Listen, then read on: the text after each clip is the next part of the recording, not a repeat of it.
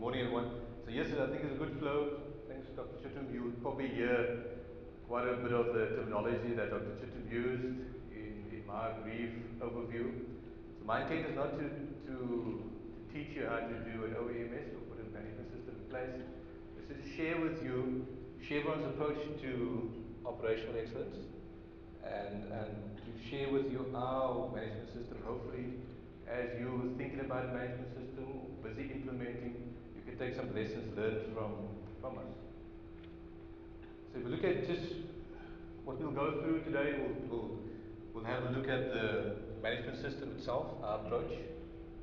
We'll look at what we refer to as the MSP, the actual process that governs our system. We'll talk about leadership accountability. It's been spoken throughout the course of this conference, the importance of leadership accountability. And I'll end off briefly just talking about our journey in Chevron and equally the benefits that we see with regard to using our awareness system. So let's start with the system itself. So we've heard this terminology being used in the past couple of days about being systematic. So that's the idea that it's repeatable. So the important thing about the system, it's repeatable, it's used everywhere in the organization, and every part of the organization you go to will be the same. Leaders use the OEMS, and critical for us is the OEMS is stewarded by leaders in the organization, not by the HES specialists. The HES specialists provide support and advice to the leaders, but the leader is responsible for the management of the system. We'll talk more about that later. And then thirdly is integrated. There's no point if you have systems that are standalone, you're not going to get full benefit out of your management system. Right? So those are three components of our management system. It's systematic, it's repeatable, it's that the top leader in the organization has full accountability for managing that system, and it's fully integrated. Right? All your activities all aligned to a single common goal. And what's that common goal? Most organizations will have a vision similar to what's depicted here. Chevron has an OE vision. In essence, it's align the organization to that common objective. Right? What's the organization's objective? Because if you don't have this common objective, your management system will be ineffective. Right? It will be directionless. So this is Chevron's approach. This is our OE vision. We have a vision in terms of what we want to be in terms of operational excellence. Equally, we have objectives, right? So what's going to get us to achieve that vision in OE? So I won't go through that in detail. You'll have the presentation given to you. So in interest of time, we'll just skip through this. So this is important, right? Dr. Chittum mentioned about the fundamental, having a vision. You need to know what you want to be, where you want to be, and what you want to achieve. Otherwise, it will be directions, and you have objectives that will get you there. So how does the management system support that approach? I'm saying people's way here. So how does the management system support that approach? So as I mentioned earlier, it's a systematic approach to managing health, environment and safety for Chevron. But key for us is not only health, environment and safety, it's equally reliability and efficiency. We use our management system not only for HES, but equally for business processes, right? How we manage signing up of customers, acquiring of customers, sales to customers, that's all managed through our OEMS system. So once again, to follow the train of integration, we had the vision, we had the objectives, then we have what's called the focus areas. We identified 4 focus areas that we're going to address to be able to help us achieve that objectives. The 4 focus areas are space of risk reduction, improvement performance, and key there is not only HES performance, but it's business performance, assurance, compliance assurance, and equally in the business, in the emergency response and business continuity space. Some of you might have sat in on Ben's talk yesterday, where we spoke about emergency response and business continuity plans. That's equally a fundamental component of our OEMS system. And secondly, to show the integration. So we've got the vision, we've got the objectives, we've got the focus areas. So what we're going to do to achieve that focus areas? We've got the expectations. Dr. showed you a list of expectations. Many organizations have different forms, they call it different, but it's all, all intents and purposes the same, right?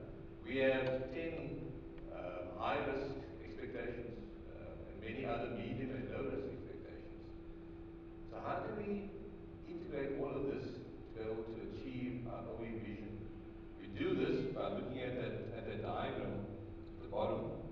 We call it the management system process. Which one you press here for the management system process, right? So this is the system that we use, and we'll talk about it very briefly, that helps to integrate all of these expectations, focus areas, the objectives, to ultimately achieve our vision. Right? There's no point in having all those independent. It's not going to serve any purpose. It's great on paper, but it doesn't help you, right? It's not integrated. And we use this management system process to help us integrate all these activities to get full benefit out of those individual components. So let's talk very briefly about our OEMS system within Chevron. In essence, some of you busy with putting together OEMS systems or have in place, you will see it's not dissimilar to what you've seen before. Not rocket science, it's nothing, it's very similar. Plan, do, check, act, policy, process, it's consistent. We just call it something different, we use it differently. So in essence, we have three components. One is the expectations, right? In essence, it tells you what to do. Then we have the management system process, that diagram I showed you earlier. That's the systematic approach. It tells us how to do it, right? And then thirdly, glue that holds it all together is the leadership accountability component. Right? What leaders' role, what are the roles of leaders to ensure that they develop the OE culture required to make our OEMS effective. Right? And we'll talk a bit more about that shortly. So in the interest of time, what I've done in my presentation, I'm just focusing on the last two components, management system process and leadership accountability. So let's go into the MSP. So this is what our MSP is. And it's, like I said, it's not something that probably many of you haven't seen before. And yes, it consists of five components. The first one being the vision objectives. So we spoke about it earlier. What do I want to be? What do I want to achieve? Where do I want to go? What's the direction the business wants to be in? Right? So that's the setting of the vision. And just bear with me for a minute.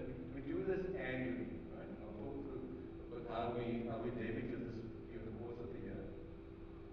And we do assessments, right? So assessments can take the form of audits, peer reviews, peer assists, internal assessments, right? And those assessments on an annual basis tell us, okay, so how are we faring relative to each of those expectations, those 10 high risk or the extra 50 medium or low risk, how are we faring relative to each of those expectations, right? And how are we faring relative to meeting our vision objectives? Right? And based on the gaps that we identify, we develop our plan, right? And we put that plan in a 3-year part of business plan. It's not a separate OEHES business plan. It's part of the annual business plan that the business goes through. These items are all factored into that. That goes into a 3-year business cycle. We then implement those actions we've identified. At the end of the year, we go through a cycle called a review, where we say to ourselves, okay, we said we were going to do things. First of all, did we do them? Right? And did we get the results that we expected? And if we did, we say, how can we improve on that? And if we didn't, look at, okay, what can we do differently? Right? To make sure we get full value out of that process. And that's our cycle that we do on an annual basis. You say, why only annually? Right? In fact, we do this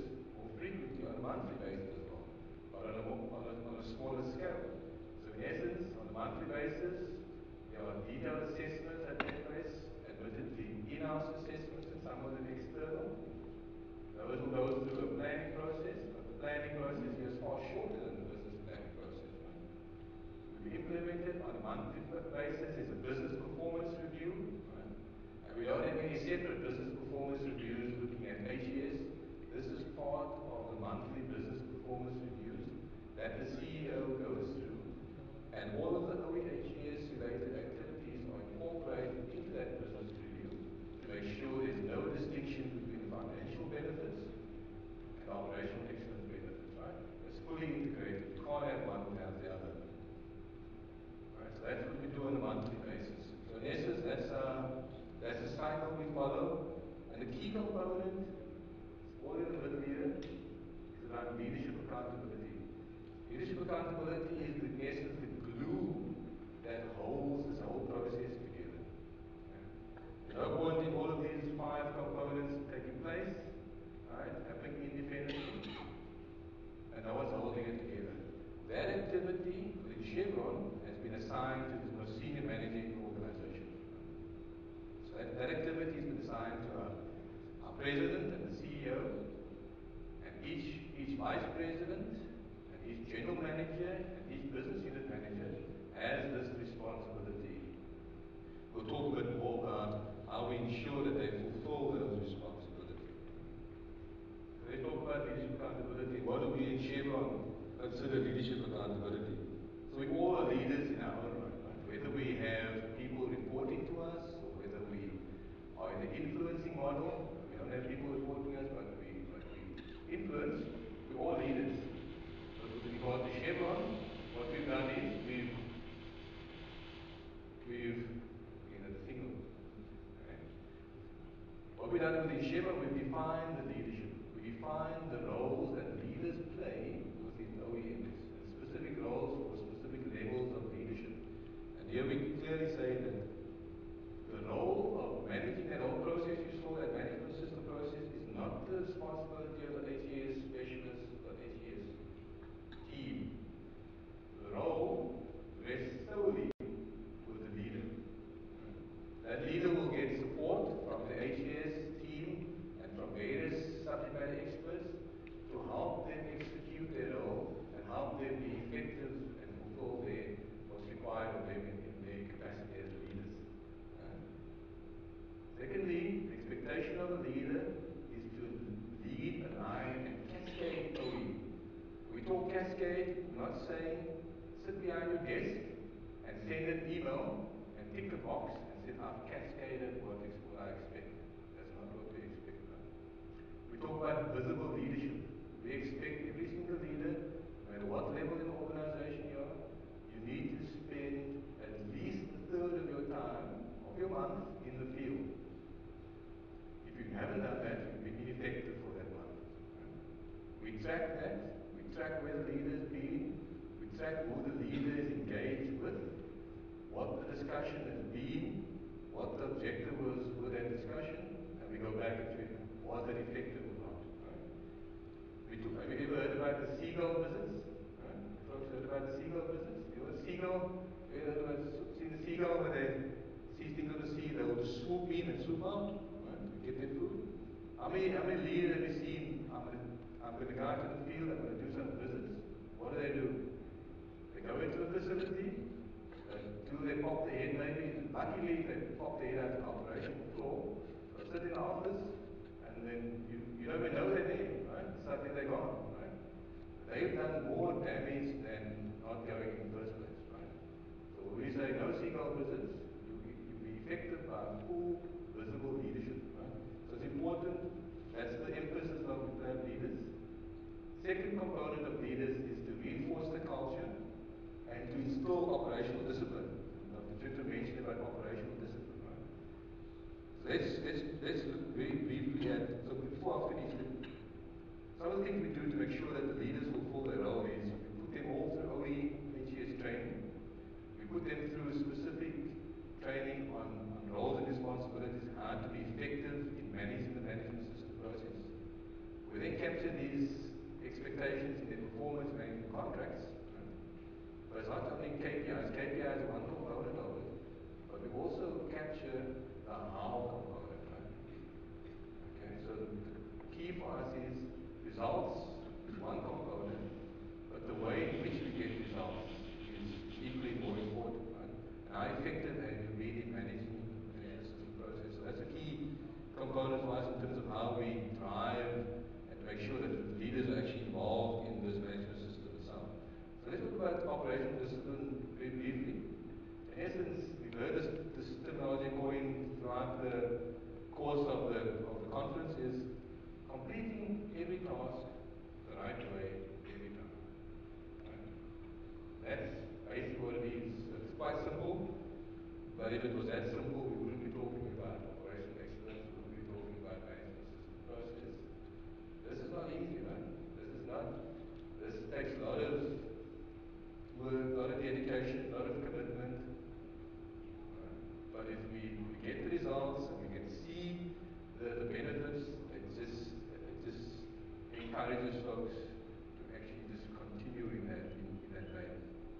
So we want to achieve operational OE objectives. Remember the first slide I showed, or one of the first slides around our vision objectives.